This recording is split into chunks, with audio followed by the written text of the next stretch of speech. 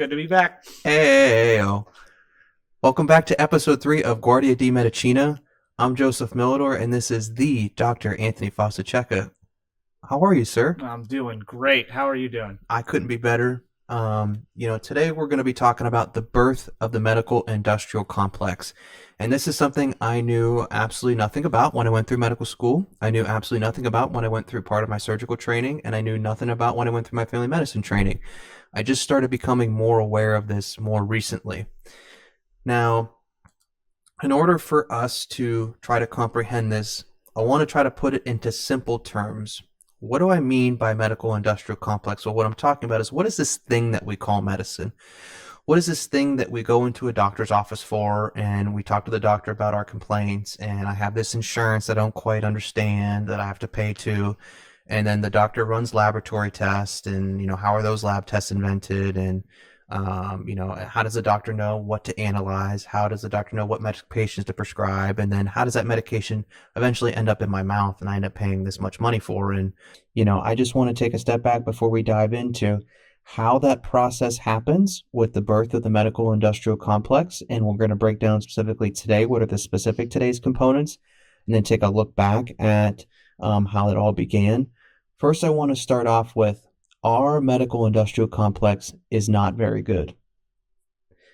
All you have to do is look at the output. So the European Union, on average, spends $3,900 per capita, so essentially per person per year. So $3,900 per person per year. We spend $14,750 per person per year, but yet we are significantly unhealthier and we have shorter lifespans. Total, as of 2023, by the way, the numbers have been updated in 2024. 2023, we spent $4.9 trillion total in healthcare. In 2024, we spent $5.3 trillion. So with that much investment, we should have a far superior product, right?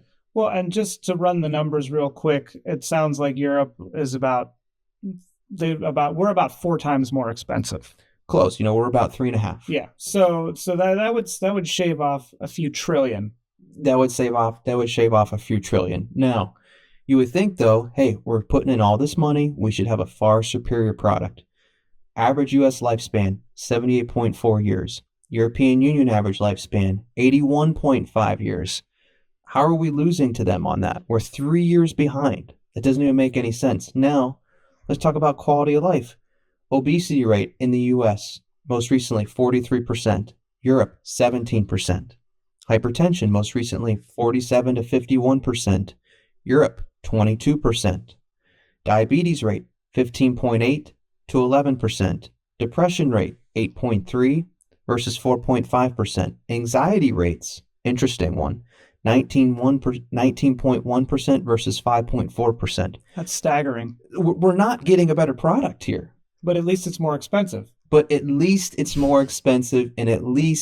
the big pharma companies are making their money, right? This is just crazy to me. I mean, how we have to demand a better output here. We claim we have the best doctors in the world. We claim we have the best technologies in the world. Why aren't we the healthiest in the world? Hands down. Why aren't the healthiest in the world? And instead, what do we get? We're the fattest country in the history of Earth. I think it would be easier to stomach spending that much more on our health if we were proportionally healthier. Not only losing, but like if you told me that we had to spend that much per person and then we had good outcomes, then I could stomach that. Or let me throw a different alternative at you. Maybe when we say we spend on our healthcare on average around $15,000 per person, maybe only $2,000 of those dollars are actually going to actual care, and $13,000 is for profit. For sure. And that's for sure what's happening. But I'm just saying, even from, if you say that, well, because, we have all this advancement in medicine, that's why we spend all this money. Fine. But then let us see the results of that. Let us have a healthier country. Let us enjoy the results of that. Absolutely. So, like we were talking about before, I want to break down what the medical industrial complex currently is. So just overall definition: vast network of corporations, organizations, and institutions that profit from healthcare in the U.S. and beyond. It's a giant system where money, power, and influence shape medical decisions as much as patient well-being. Think about that. That's how that's defined. A giant business system where money, power, and influence shape medical decisions as much as patient well-being. It's equal 50-50. That's sickening. That's absolutely sickening. It's kind of a theme. Now, what are our core components? We have the pharmaceutical industry, Pfizer, Merck, Johnson and Johnson. So we also have, with medical devices, we have the cool surgical equipment, your surgical robots, your heart stents, your pacemakers, all those things. Then you have your hospital systems and your overall health systems. So large hospital corporations or health networks, they mainly operate like a business. These are the big corporations that have an inpatient hospital system, an outpatient surgical center, inpatient and outpatient imaging, primary care docs, surgical and medical subspecialists all around, both outpatient and inpatient. They focus more on elective surgery and high margin specialties and billing codes such as outpatient radiation and chemotherapy. Now, with these larger hospital systems, what is that doing? They become financial giants. They become bullies on the block.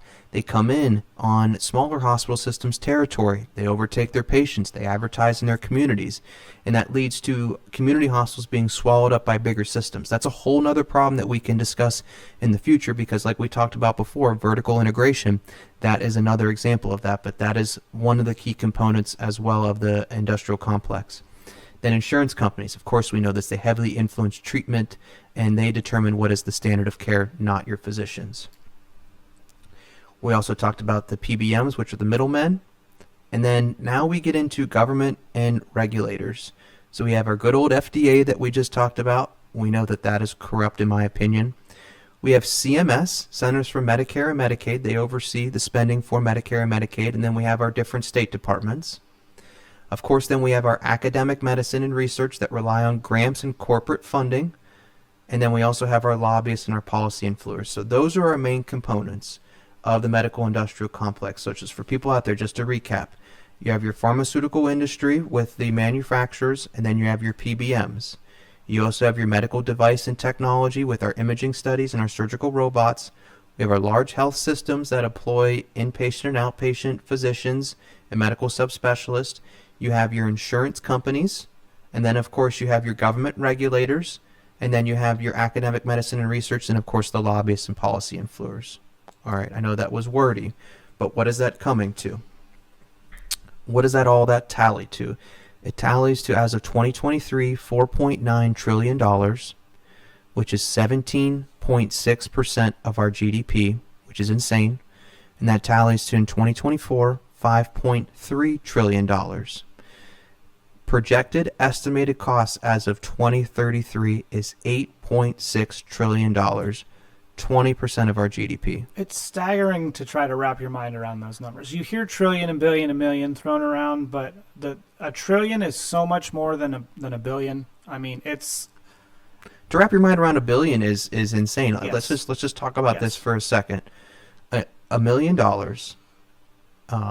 A billion is $1 million. So if you are worth $1 million, you have to do that 1 million more times to become a billionaire. In order to become a trillionaire, that's 1 million billions. That's 1 million billions.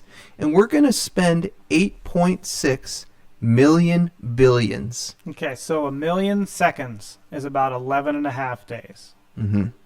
A trillion seconds is 31,688 years. Okay, so that's the difference between 1 million, and 1 trillion.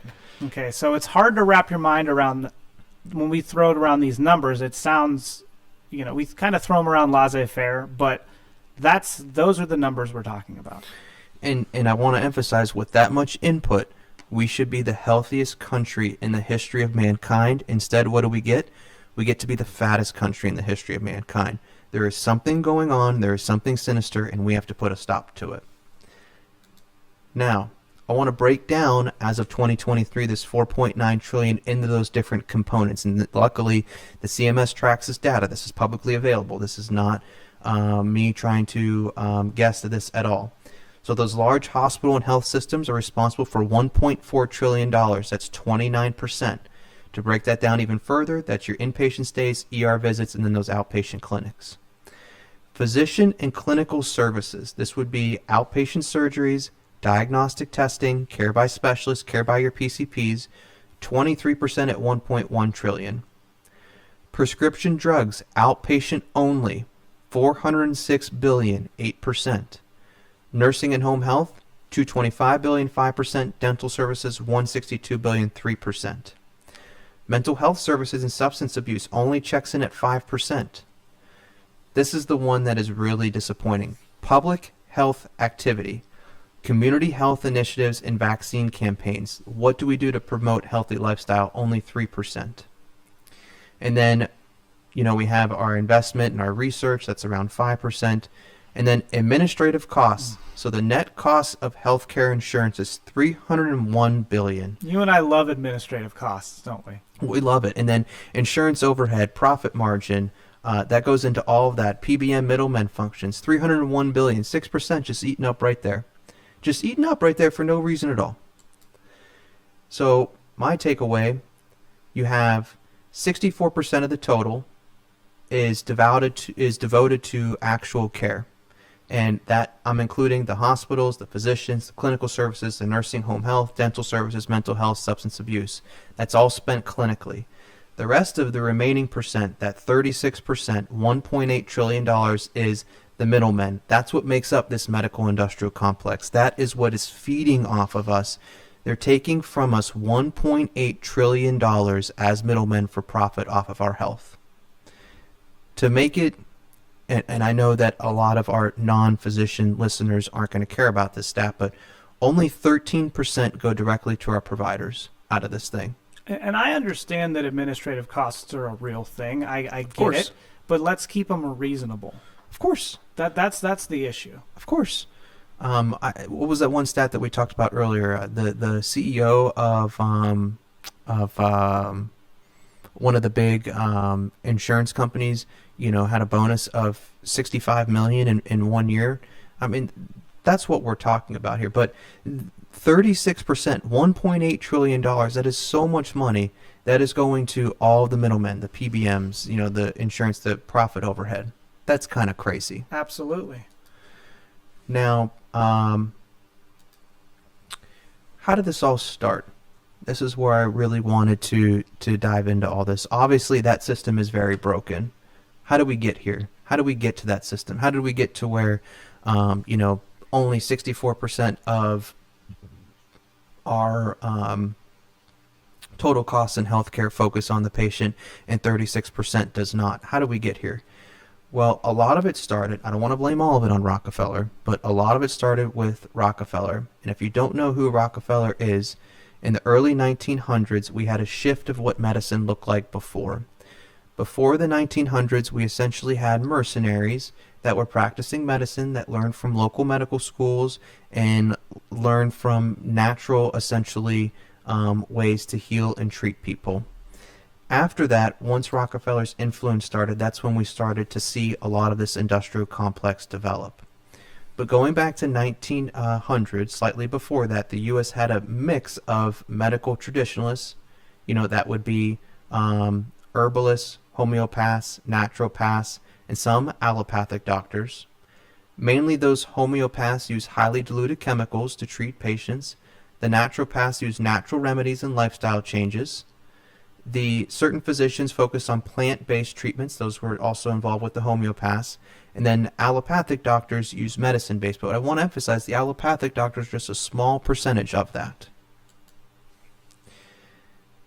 In 1900, the quality was obviously inconsistent.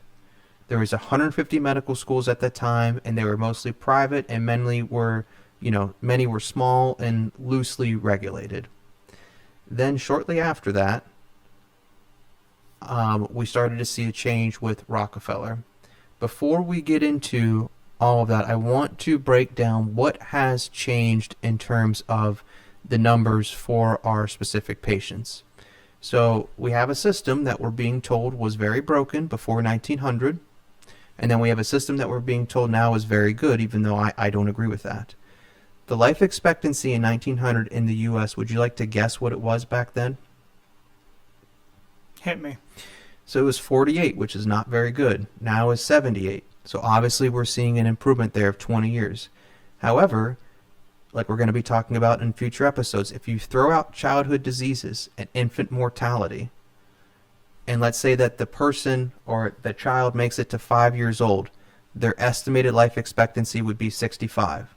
So we've only have gained, I don't want to say only, but we've only have gained 13 years from all of this investment. So we were 65 while we apparently had horrible health care was our life expectancy once you get rid of childhood diseases, and now it's only 78.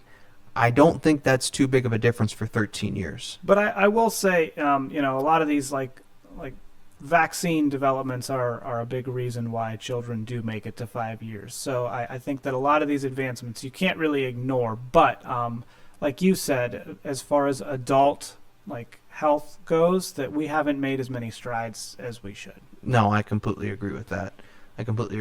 So in 1900, we spent about 2.5% of the GDP on healthcare, and like I said, today we're around 17%. The amount of money that we spent per capita in 1900 was $13.39. $13.39 per person per year. Now it's up to around $15,000 per person per year. Obviously, there's inflation. If you count inflation, that estimated number would be $512 per person per year versus now it's $15,000. Staggering numbers. But again, I'm okay with spending more for better outcomes. I am if too. That's the case. I am too. So I want to emphasize, like I said, I'm going to estimate the average life expectancy of an adult once you get past those childhood diseases as 65 in 1990. We have a 1900, excuse me. Gotcha.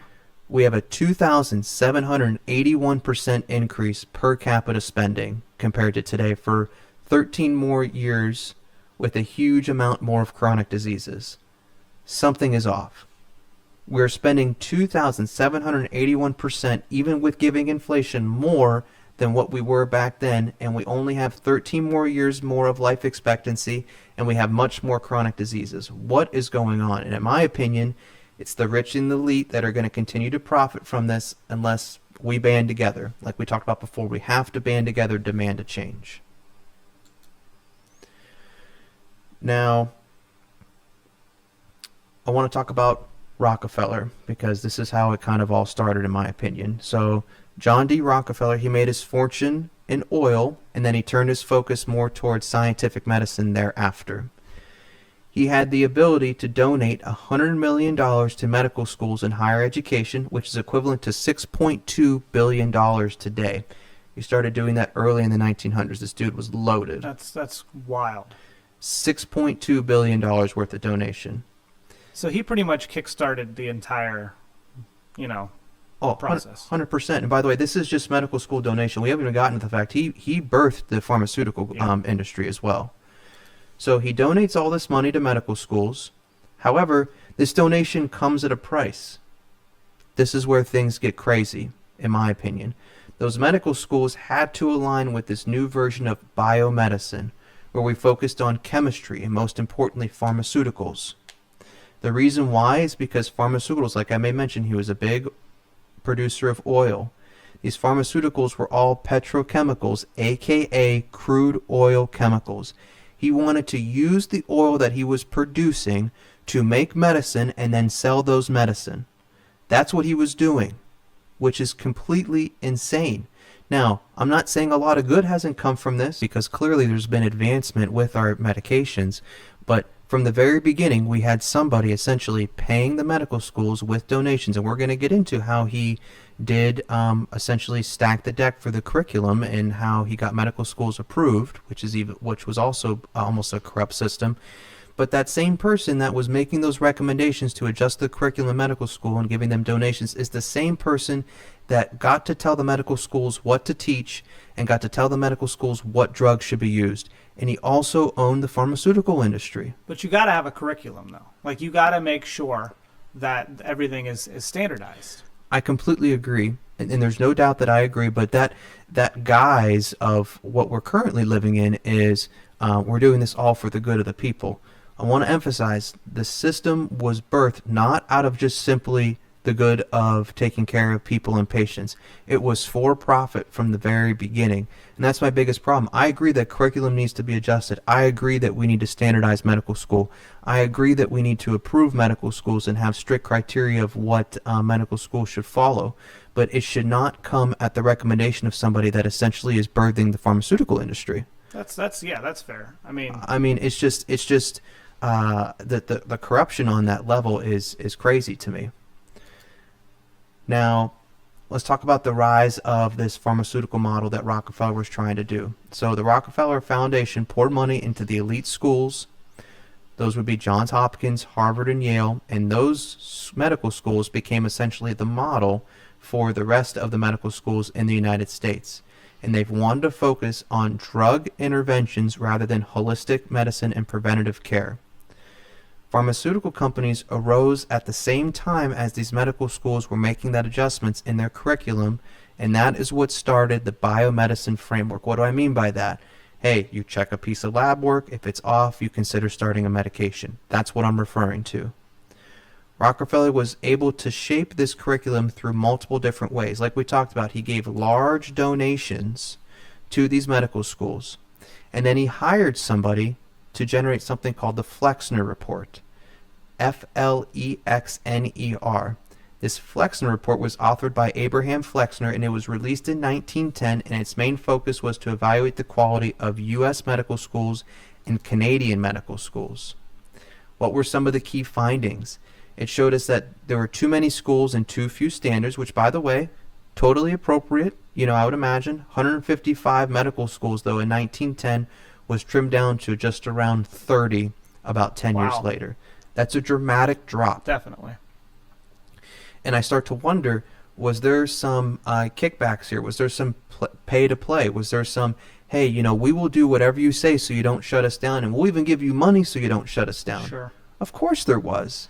The one thing I'll say, though, is that I'm sure that a lot of these, pharmaceutical developments, this was a rapidly growing industry and science at the time. So I understand, the way that they did it, as long as they do it the right way back in science. That's always the question. Sure, and if we go back in history in the 1910s, that was the Enlightenment period. That is when we had all those advances in all kinds of industries, and we were trying to promote science. So the public was ready for something like this. There is no doubt, and that's why I think it was so widely accepted, in my opinion. All right, now, what were some of the final recommendations? Close the substandard schools, obviously. Require an undergraduate education before you start medical school. The big one, though, is standardize the curricula around lab science. What do I mean by that? Lab science is you draw labs, kidney function, liver function, different immune levels, and then you provide medications based off those abnormalities. The problem I have is that this curriculum was dictated by Rockefeller, the same person that also birthed the pharmaceutical industry with the petrochemicals. So he got to play it both ways here. He got to tell the doctors what was going to be wrong, how to diagnose it, and what medication to prescribe thereafter. There's a theme to all of the topics we cover so far, and it's this vertical integration piece that when you have somebody who's profiting off of another part of the chain, and they get to make decisions that directly affect that part of the chain, there's going to be corruption.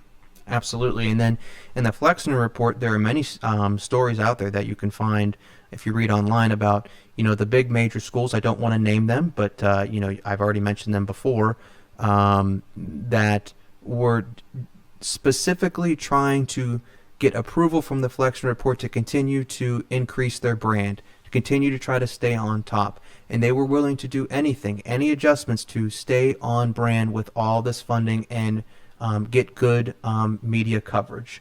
Because just like in today, the same people that have all investments in all these different companies, I'm sure also controlled the media outlets as well. Let's make no bones about that either. Now, like I talked about, there were more than half of the medical schools were closed in 10 years, and there was only about 30 to 40 open 20 years thereafter. What I found interesting is there were 7 African American medical schools, so specific medical schools that were for African Americans, and they closed all of those down but two.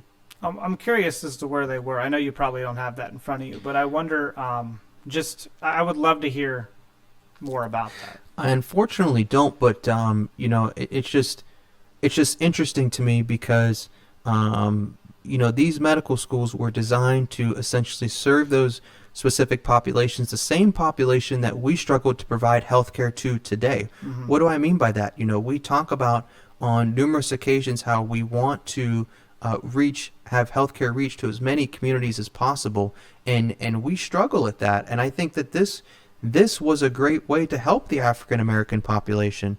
I think that there would be another great way to help other minority populations as well with something like this. Well, and one thing that I think that maybe people don't understand is our guidelines to treat different things are different based on what your race. So what we use to treat hypertension in somebody who's African American first line might be different than what we use to treat hypertension in a Caucasian person. And the specific example that came to my mind was for heart failure. There's specific heart failure regimens for African Americans that are proven to be more effective than they would be for Caucasians. Exactly. For example, isosorbide dinitrate and hydralazine is noted to be, very specifically for African Americans in class 3 heart failure.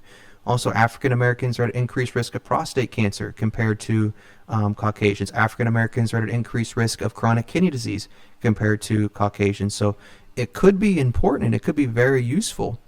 And then also other minorities have the same thing. The patients of Asian descent are at increased risk of certain types of gastric cancer. So there are things that could have been used that was just totally shut down here by the Flexner report, Right. which I find very interesting. Right. Now, the question that I had was, why was this Flexner report so powerful? Why was it that, when medical schools received approval from the Flexner report, why did it feel final? Why were the other schools shut down? Well, unfortunately, what happened was that media was on board with the Flexner report. They pushed the Flexner report out as essentially being final, as the final judgment. Also, like I said, it was in a time of the Enlightenment period where science and industries were becoming more of the forefront, more of the norm, and that's what the population at the time wanted, is they wanted a formalized way of care. I personally think that Rockefeller and some of these other corporations benefited from that in a huge way and did so on purpose. I mean, again, we go back to vertical integration. It's all about the bottom dollar, and you can exponentially maximize your dollars. And this was a guy who really, like, we talk about monopolies. Rockefeller was like he had monopolies. That was one of the reasons that they got rid of them. So this is a guy who thought that way in the first place. How can I leverage my position, financially from what I'm already doing? 100%. And one last nail in the coffin. So after the Flexner report came out, the medical schools that were approved on that report then joined the American Medical Association. And the American Medical Association then lobbied successfully to have the state licensure boards only provide medical license to those medical students that graduated from Flexner-approved medical schools. So you could not get a license unless you went to one of these medical schools. That was really the nail in the coffin. I do think there has to be some sort of certificate, some sort of stamp, some sort of cutoff, some sort of you can provide a medical degree, you can't. You know what I'm saying? Completely agree. I couldn't agree more with that, obviously. But my concern is, once again, I'm just worried of why those schools are on that list. Are they on that list because they are truly the best, or are they on that list because they agree to teach your specific curriculum that you want them to teach? That way you can prescribe certain medications that we're making from petrochemicals. That's my biggest concern. Sure. But I completely agree. I am all for, I believe in academics so strongly, and I think those of you that know me personally know this. I fully believe in medicine and science and having everything 100% standardized to get the best patient outcomes per percentage as possible. I'm not doubting that. I'm just worried that something more sinister is involved here. I mean, again, when there's dollars at play and decisions that are made for money instead of healthcare, that's always a concern. So 100%. Now, like we talked about, this essentially gave birth to Big Pharma. Oil refining wasn't just about the fuel for Rockefeller. He also produced those petrochemical byproducts when he was using oil as fuel, and that is your coal tar, your benzene, and these became the building blocks of synthetic drugs of the future. And Rockefeller's curricula drove medicine into these specific drug-based treatments that were made from coal tar and benzene So these are byproducts of using what? of oil refining to make fuel. These So are stuff he's got sitting around. stuff he's got sitting around, and he used them as the building blocks of synthetic drugs. Interesting. Okay. And so he created the schools essentially to produce the doctors to prescribe his drugs, and then he was creating the drugs themselves. That's how it all started, in my opinion. That's pretty wild. Because, I mean, any businessman knows that if you can create another revenue stream from a byproduct, that can slingshot your profits. And just one last number before we get into discussion here. Um, Before the Flexner Report came out in 1910, Rockefeller's net wealth was estimated to be $900 million. As of 1935, he was worth $1.4 billion. To give you an idea, that was 1.5% of the U.S. GDP by himself, and he was the first billionaire in U.S. history. So this decision propelled him into being the first billionaire in history and essentially increased his wealth by over 50%. GDP equivalent, if he was worth 1.5% of the GDP today, he would be worth $400 billion. Just to give us, some information on that, he would be the richest man in USA today. He would be richer than Elon Musk. So this dude was a huge influencer. He made some great moves for his bottom line. And yes, I want to emphasize he did some good, but clearly we can say that there was something here more sinister for profit. Clearly we focus on the petrochemicals as the synthetic-based pharmaceuticals. My question is was there a better base product that we should have been using? That's a great question. I We was going to ask the same thing. we weren't given a choice to even find out. That's my biggest problem. So this whole thing from the beginning was set up for profit, and then it just took on its trajectory from there to now where it's gone to, $5.3 trillion per year, and 36% is not going to healthcare specific services.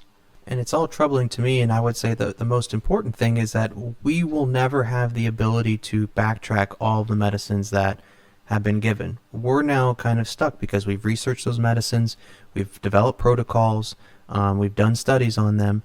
How do you change the whole pharmaceutical company to shift and say, okay, we're not going to make petrochemicals the base of our synthetic material? I don't know if you can. I don't know if it's ever been studied how safe it is, but I will say, like, what if if we can use a byproduct of something like this, we should. Like, if it is safe, then I think it makes sense. I completely agree, and I guess my main question is there something more safe? Sure. Is there something out there that causes less amount of side effects? Is there something out there that is cheaper? Is there something out there that is more natural? For example, the peptides that have been developed by the compounding pharmacies, things like that, things that develop into biologics. This is where I would love to hear from, like, another expert, that somebody who works with this kind of stuff for a living. I would love to have a conversation and be educated from you. 100%, and by no means are we experts in the exact chemistry of the Sure. of the pharmaceutical drugs, but and when I say that, I mean their composition. We obviously we study how those drugs affect the body to its Right. max. I'm referring exactly to how they are made, but I'm just very curious as to what would happen if we just pick something different, and I feel like it was pushed and forced. This decision was forced upon the U.S. It wasn't necessarily chosen because it was the safest or the best. It was a quid pro quo. You want to do this. You want my money. Well, then this is the way it's going down, or you're not going to be a part of it. 100%. 100%. Do you have anything to add here on this one? I mean, this is a lot of stuff that I've learned for the first time. It's honestly a topic I haven't really thought about too much. How this kind of whole system came to be. It's very interesting. When it comes to Rockefeller, I don't want to say anything bad about him, but monopolies kind of breed corruption. Mm-hmm. So I think this is a fine thing to talk about. I think it's something that should be public knowledge that people should talk about more, because I think it's really, really interesting. Especially, I had no idea that the way that our pharmaceuticals were developed were from byproducts of oil refining. That's pretty wild. It is pretty wild. It is pretty wild. And it's also very cool just to learn about the history of how this whole thing evolved and the cost of things back then compared to they are now. The staggering one, so it was $13.39 per capita in 1990. And then, for inflation, that's around 562. Just a large increase in terms of percentages, over 2,000% increase to where we are today. I mean, that, good, bad, or indifferent, that is wild. With the technology, we have incredible technology now to do incredible things, to see incredible things, and we should be able to do so much more. We really should, and financially sometimes that's a hurdle, but the money's there. It's just going to the wrong places. And I'm not talking about people paying out of pocket to have something. I'm talking about the government money that's there that is being used in ways that it shouldn't. We should advance as a society. I would love to think, that my children will live in a society where healthcare is advanced. And even if taxes are higher, even if a bunch of their money goes towards making this happen, wouldn't you want to live in a society that everybody is happy and healthy and has a good quality of life, even if it means they pay a little bit of higher tax? Because I would. But 100%. I don't want to pay a higher tax so it can slide in somebody's pocket and not be used in a right way. And that's getting into a whole different conversation where, do we trust the government to do the right thing?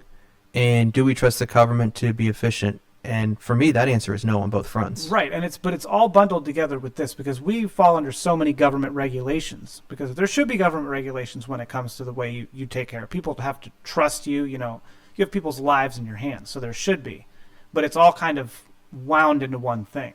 It is, and I just want to go back to $5.1 trillion U.S. budget as of 2024 per year. That's how much the United States federal government has per year. And I would just love to see more. Don't want to say I would love to see more go into our health, because we already have a ton going into our healthcare, but I would love to see it used more efficiently. I would love to see it not used on these different types of pharmacy benefit managers and the manufacturing companies. I would love to see it more for the people, more for the patients, and I'm not sure if we're ever going to get that, because that doesn't lead to profit. And that's the unfortunate truth of the way that we live, of capitalism as a whole. I mean, I'm not going to sit up here and preach another way, because I'm not going to say socialism is the way. I think that it's really hard to say exactly what works. But this is the kind of things that capitalism leads to, and it's hard to answer those questions. Mm-hmm. And you hope that your government does answer those questions. That's kind of the reason that government's there. Again, I think we talked about it before. Government's there to solve the problems that the public sector can't. Yeah. Things that aren't profitable. The firefighters, the police, the roads, the things that, you didn't pay your firefighter subscription, so they're going to let your house burn down. That's not the way it works. Yeah, and I think, somebody needs to answer for the fact that currently the European Union per capita is 3.5 times lower than us at 4,000 per citizen, and we're at around 15,000 per citizen. And they're just dramatically less prevalence in chronic illness and increased life expectancy. That has to be answered for. The American people need to know about that, because there is clearly something very wrong about that. There is something wrong and rotten to its core. And if we don't band together, and I've said before, we need to band together. We need to bring this to the light. Nothing's ever going to change. It's just going to get worse. Well, and there's a lot of division right now, but I think that the way you overcome that is finding things that you agree on, finding common ground. And I think that this is common ground. This kind of stuff that we talk about here, is stuff that both sides agree on. It's stuff that everybody, every rational person wants to see fixed and wants to see answered for. And I think that these are the big things. These are the things that we need to look at and make decisions about. Mm-hmm. When you vote, these are the things that you need to look at, who you're voting for, how they stand on certain things, and you need to make decisions based on that. And, if you take that one step further, sometimes it feels like, though, the person can feel helpless because their choices of who to pick for who they vote for Sure. are manufactured, and it feels like almost that person is already bought off. And it's just it's very disheartening at times because you really don't know when you vote for somebody, just the fact, if they campaign on something, I'm going to say, I'm just guessing here, over 60 to 70% of the time, they don't follow through on anything they talked about in their campaign. It's very disheartening. And I haven't seen anybody in the federal government try to, at this point in time at least, try to make our spending on our healthcare more efficient and more healthier for the patient. I've only ever seen it go to making things easier for the big food companies to get food additives approved. I've only ever seen it easier for the big drug companies, the manufacturers, to get medications approved. But I don't ever see, hey, we're going to target specifically here on how to increase life expectancy and decrease chronic disease. I never see that at the forefront of any conversation. No, but you as a professional get targeted on certain metrics that you have to meet to become employable and on all kinds of things. And that's the funny part, is eventually insurance companies are going to reimburse the physicians based off of how healthy their patients are, but yet they're stacking the deck against us actively with that by the number of chemicals allowed in the FDA and these different things. So they're going to want my diabetic patients to have a hemoglobin A1C of less than 7.0, but they're going to make it almost impossible for me to do that unless I just give them a ton of medication that they're prescribing. And they're going to adjust your reimbursement based upon their lab results. That's what's coming here. And then not only that, they're also going to adjust my reimbursement rates based off of it. Do I follow the algorithm appropriately? Do I prescribe the exact medication for this specific patient, no matter what other medications the patient is on? That's coming too, and that's really scary. They already hit pharmacies if we don't fill them. I know. Like your cholesterol medication, your diabetes medication, and your I'm hypertension. all about like if the guidelines are there that say, if you have coronary artery disease, you should be on a statin, and I'm all about that. But just penalizing financially the pharmacies if the patient doesn't pick up their statin on time is a ridiculous way to accomplish that. But I think that's just a way to... It doesn't accomplish anything. No, it just yanks money back from the pharmacies into the administrative costs. If a patient doesn't want to take the medication, they're not going to take the medic just because you call them to say, hey, come pick this up, doesn't mean that they're going to come pick it up. But my reimbursement gets adjusted. Oh, well, of course. And then, of course, my reimbursement gets adjusted too. It's all just a charade, and this middleman building block that has been created with insurance is truly fascinating. Like, how did they pull this off? They're growing at a rapid rate. Yeah, and in our future episodes, we're gonna look at, hey, how does Europe work with their payment plans and their healthcare versus how do we work with our payment plans and our healthcares, and we're going to compare the two. And that one's going to be eye-opening as well. Yeah. But anyway, as always, we end with our two things. What do we do personally to try to help with this? This one's a little bit different. There's really not much probably for us to do. But if we had a magic wand, how would we try to adjust this? And essentially the question I'm asking is, if you had a magic wand, how would you try to fix the current medical industrial complex? And I'll let you handle that one. That's a pretty big one. That's a tough one to handle. I think personally, just telling people some of these stories is a way to talk about this more often. I think it's a really cool thing to talk about. I think that, everybody, really a lot of people like history. They like knowing how things came about. And we obviously have a lot of personal connections with people in healthcare, and I think everybody would be interested in this. And I want to emphasize that essentially the birth of the medical industrial complex led to the first billionaire in U.S. history. That is fascinating. And his net worth, like I said, went from $900 million before the Flexner report to $1.4 billion. Also, what I find fascinating is how we went from our current pay structure. So like I said, I wanted to take home point. $15,000 in the United States is spent per citizen per year on our healthcare versus Europe, $4,000 per citizen per year, and yet they have a longer life expectancy and they have significantly decreased rate of obesity, hypertension, diabetes, autoimmune conditions, and depression. Very, very concerning. All right, with that being said, that's the end of episode 3. Thank you all for hanging out with us today. Please join us in our movement as we're trying to become further guardians of medicine. Thanks for tuning in, guys. I'm Dr. Joseph Miladore. This is Guardia di Medicina. We are the guardians of medicine. My goal is to expose corruption, amplify the signal of love, and honor the sacred. This content is brought to you by Youngstown Guardia LLC. All rights reserved. Any reproduction, redistribution, or unauthorized use of this material without written consent is strictly prohibited. I'm Anthony Fossaceca, PharmD. My mission is to uncover the realities of medicine and bring about discussion of the important issues that are currently flying under the radar. In a time where people are so divided, I want to find common ground and identify true problems rather than being distracted by emotional divides.